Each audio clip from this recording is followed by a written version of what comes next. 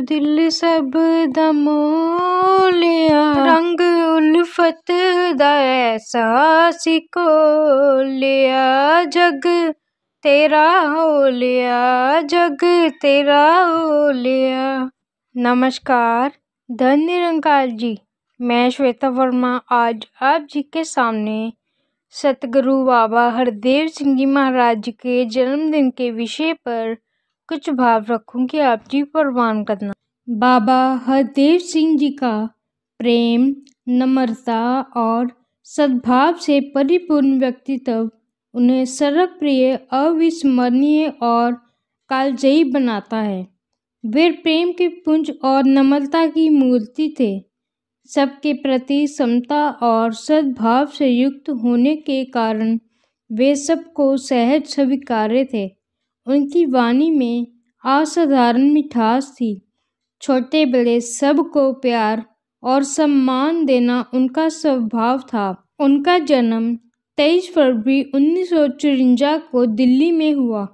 दिल्ली का rosary public school और पटियाला का यादवेंद्र पब्लिक स्कूल उनकी एकेडमिक शिक्षा का केंद्र रहे। उनकी आगे की शिक्षा दिल्ली विश्वविद्यालय में हुई। अध्यात्म विद्या उन्हें माता पिता व सत्संग वाले परिवेश से प्राप्त हुई। अध्यात्म उनके रग रग में समाया हुआ था। उन्होंने लोगों को सिखाया, समझाया कि ब्रह्म ज्ञान के आलोक में कैसे विचरण करना है। उनका वैचारिक चिंतन ज्ञान और प्रेम के इर्द गिर्द ही रहा। इसे उन्होंने डिरेल या पथ भ्रमित नहीं होने दिया।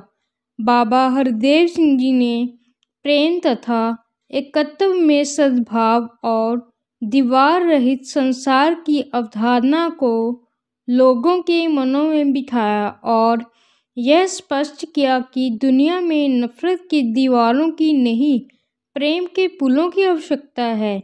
दीवार और पुल दोनों ही सीमेंट, सरिया, बजरी, पानी से बनते हैं, पर दोनों का उद्देश्य अलग अलग होता है। एक बांटने का तो दूसरा जोड़ने का काम करता है।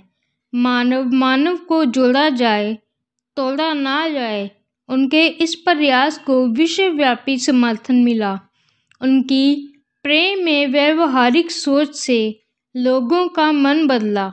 वो धर्म परिवर्तन नहीं, भावना परिवर्तन के लिए कार्य करते रहे। उनके लिए सब अपने थे, कोई पराया ना था। उनके परोपकारी कार्यों से लोग जुड़ते गए और सत्य और प्रेम का यह कारवां आगे बढ़ता गया। नारी विश्व की आधी आबादी है। नारी को सम्मान देना और उन्हें उत्तम समाज की संरचना में अग्रणी रखना बाबा जी के लिए शाब्दिक चिंतन मात्र नहीं था। बड़े बड़े सत्संग समारोहों या अन्य कोई भी अवसर, हर स्थान पर उन्होंने मुख्य मंच पर नारी को पूरे आदर सम्मान के साथ स्थान दिया। विशाल संत समागमों में ममता में राजमाता जी व पूज्य माता सविंदर जी उनके साथ ही स्टेज पर विराजमान होते और सत्संग रूप में लाखों की संख्या में नर नारी, बाल, वृद्ध, युवा, प्रौढ़ भक्ति, प्रेम और ज्ञान का आनंद उठाते।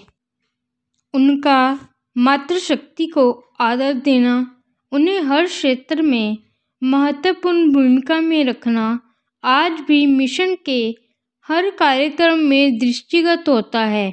उनके बाद मिशन की बागडोर संभालने वाली माता सविंदर जी और वर्तमान सतगुरु माता सुदीक्षा जी ने उस गौरवशाली परंपरा व आध्यात्मिक विचारधारा को आगे बढ़ाते हुए जन जन तक ब्रह्म ज्ञान का प्रकाश पहुंचाने का अभियान उसी गति के साथ जारी रखा हुआ है।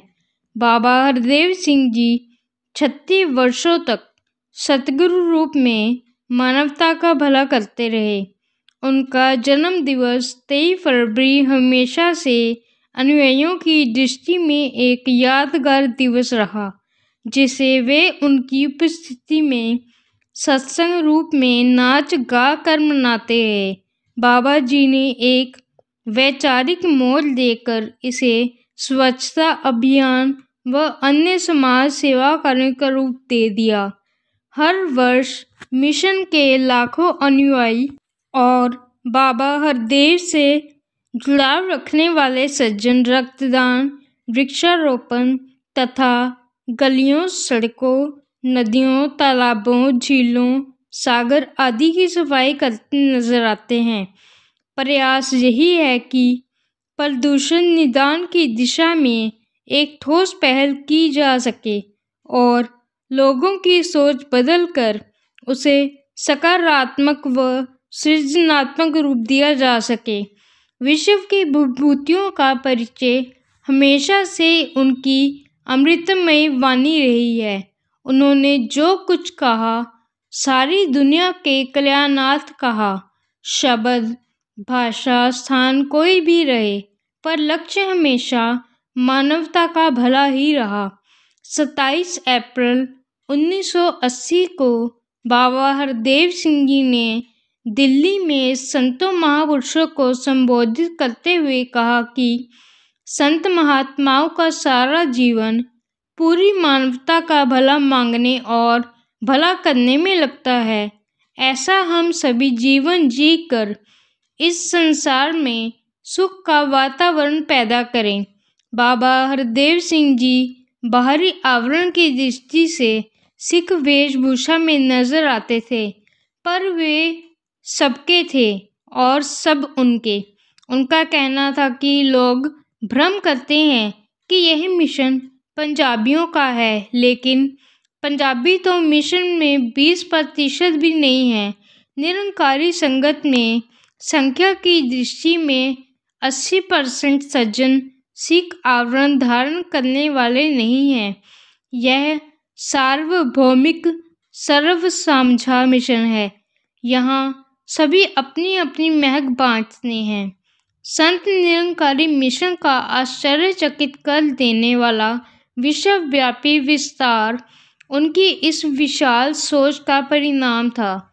बाबा हरदेव सिंह की सशक्त अनुयायी में संत निरंकारी मिशन अभूतपूर्व ऊंचाइयों हासिल कर ही रहा था कि 13 मई 2013 को उनके ब्रह्मलीन होने की खबर सुनकर संपूर्ण विश्व अवाक रह गया। दुनिया भर की सारी संगतें दिल्ली की ओर चल पड़ी। अखबारों की सुर्खियां थीं, आंखों में नमी, दिल्ली थमी।